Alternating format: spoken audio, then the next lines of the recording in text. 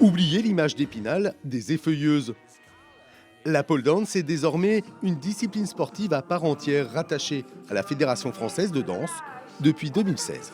On s'éloigne d'une connotation de la pole dance sexy, bar, club, boîte de nuit, même si elle existe toujours. Mais en tout cas, il y a une vraie branche artistique, technique et sportive qui s'est développée en France.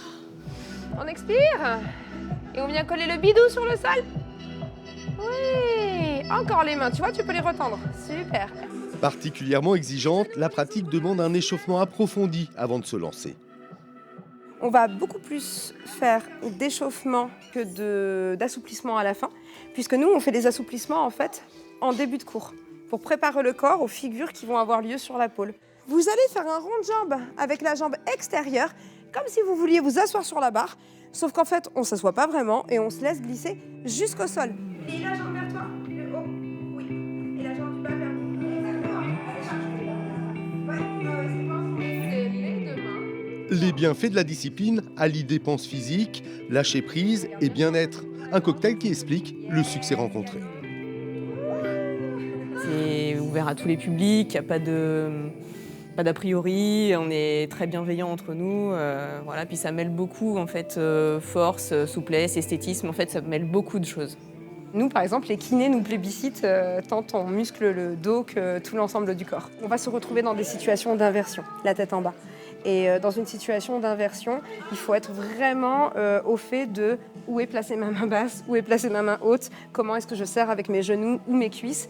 Et ça, c'est ce qu'on appelle la proprioception. Oui, les personnes qui pratiquent la pole dance sont des personnes qui connaissent très bien leur corps et qui connaissent aussi leurs douleurs, leurs limites. Le studio compte pas moins de 200 pratiquants de 15 à plus de 50 ans. Et même quelques hommes, comme Stan, professeur, ici en démonstration.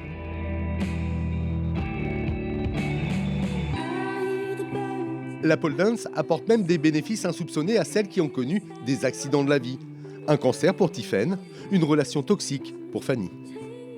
Une fois la rémission arrivée, bien sûr, ça a permis de se réapproprier un peu cette féminité, ce corps. Vous vous sentez libéré. C'est comme si vous preniez une revanche sur la vie, en fait, tout simplement. Parce que quand on pole, on se sent bien. La réappropriation de son corps complètement. Apprendre à se regarder, à apprécier son corps. Donc la pole dance m'apporte complètement ça. Reste aujourd'hui à la discipline à se structurer. Cela passe par des formations diplômantes et une reconnaissance. Être un jour une épreuve retenue aux Jeux Olympiques.